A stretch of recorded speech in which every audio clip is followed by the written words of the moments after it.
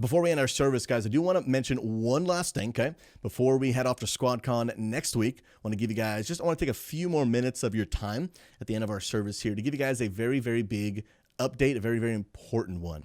If you guys are relatively new to the community, you guys might not know anything about what I'm going to say, so I'm going to break it down for you. For the past really year and a half, we believe that God has given us an idea and vision to, right here in Richmond, Virginia, get a physical land center and a physical church where we can invite people to game together throughout the week and all this amazing stuff. A land center that'll reach people on the area, and then in the future, I mean, this is a long-term goal, having land centers in several parts of the world that are reaching people for Christ as a community center that people can come connect and play games.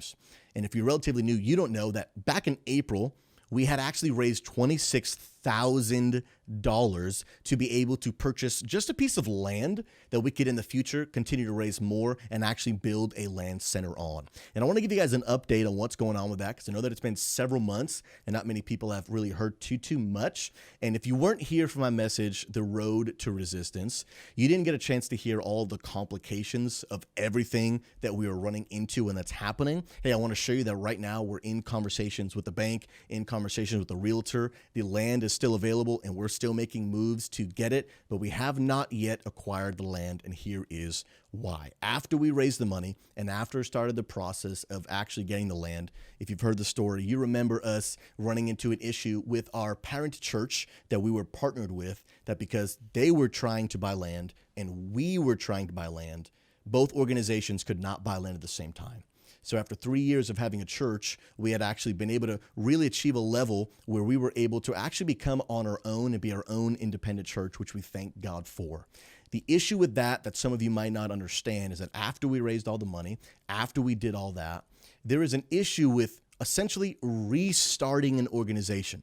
Just like a person, you have a credit score. You cannot take out a loan and buy things if you don't have any credit history. And because we made that change from being under a church umbrella to becoming independent, we reset our credit history. And so we have to show the bank several months of our church actually bringing in finances, which we're so grateful for your generosity every week. That is actually helping us prove to the bank that we just don't have a one-time $26,000. We're actually bringing in funds every month that we can pay the mortgage and doing those things. But because we had reset that, it's going to take a little while longer for us to get it, but I want to promise you, we are speaking with the banks, we're speaking with the realtor, and the land is very much still available. We are still very much making steps to get that, but I wanted to give you guys an update on that. I know it's a really long, complicated process, and honestly, that's probably 2% of the whole story. It's probably the most stressful thing I've ever done in my life, but God is helping us, and we're going to make it happen. But I wanted to give you guys that update because I know some of you were so generous in your giving, and I know that obviously questions can arise of, hey, we said we were going to buy land and get it quick, but we don't have it yet. So kind of what's going on there. So definitely wanted to give you guys an update on that so you guys know kind of what's going on. The second reason, and I want to take just a few more minutes of your time. The second reason I wanted to give you an update on the land is I wanted to share that truth with you to combat a little bit of a distruth that has been going around, unfortunately, a little bit in our community. I want you to know that I can completely understand your perspective of wondering, we had raised $26,000, said we were going to buy land, and then 4 months later had not purchased that land. And I want you to know that I can understand from your perspective that might raise some questions. But throw in the midst of all that, my wife Amanda and I purchased and had the privilege to purchase our first ever home. And it's come to my attention that unfortunately there have been some things that are being said that because we raised the money and did not buy the land just yet, and in the midst, all of a sudden, PastorSouzy buys a house, there was some question that my wife and I had really essentially stolen church funds to purchase our home. And I just wanted to come to all of you and publicly let you know that there was not a single penny of church finances that were used in my wife and I's purchasing of our home. My wife and I completely used all of our own funds, all of our own money. And my wife and I, for the past 3 years of founding this church and almost 5 years since I started this entire ministry, we have done our best to lead this church with integrity, to lead this church with honor. And we would never dishonor our people. And more importantly, we would never dishonor God by really committing such a horrendous crime to take God's money for our own benefit. It breaks my heart that has happened in the church world. But I got to tell you that my wife and I, we do our best to live above reproach. For the past 3 years, we've done our best to serve this church with character and integrity, and we have only given to this church. We have not taken from this church. And I would like to share with you something a little bit personal on how really all this happened, not because I need to defend myself. I am aware, my wife is aware of what we've done. God is aware of what the truth is. But I want to share this personal insider information with you, again, not to defend ourselves, but because I want to teach a very, very important principle. I can understand from your perspective that all of that looked fishy. I'm not oblivious. I can understand that. Before people even started saying it, it was a fear of mine that hopefully people are not going to think this. The way that we were able to afford our home was not because we had stolen money from the church, but rather 4 years ago, my wife's father was diagnosed with a very, very serious form of cancer. And during the last few weeks of his life, my wife was his primary caregiver. And she stood back and watched as cancer stole the life from her father's very body. And after he had breathed his last breath, shortly after that, we had found out that he had built up his life savings to leave behind for his children, with the condition that they would save that money, that when they were old enough, responsible enough, and financially stable enough, that they would buy their first home. And that is exactly what we did.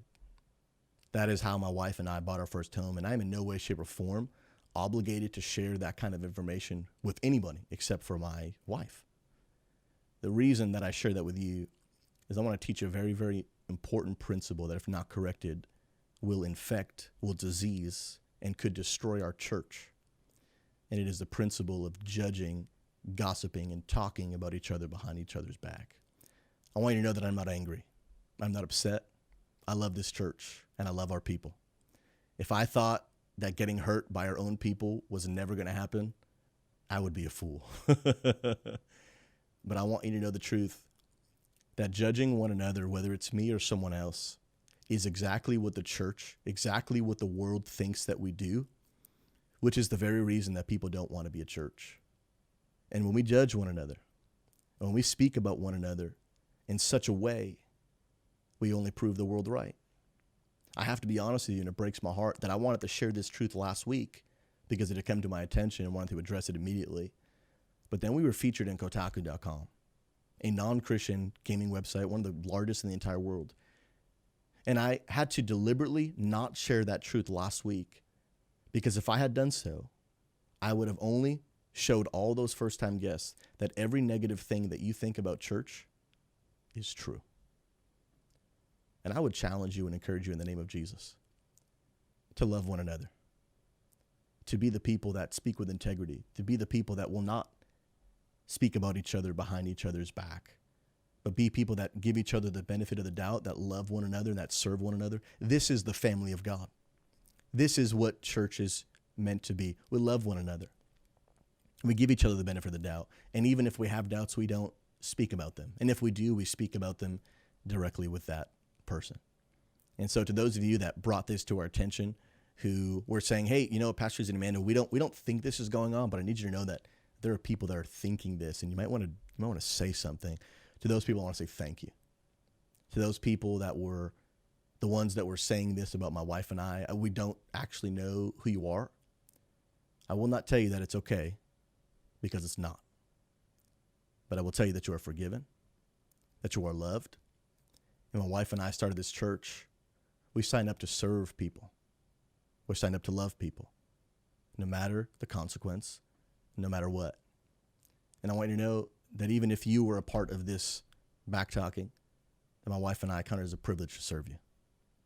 We count it as a privilege that we get to be a part of your life, and that we get to be some people that will play a positive role in your life, that can share Christ with you.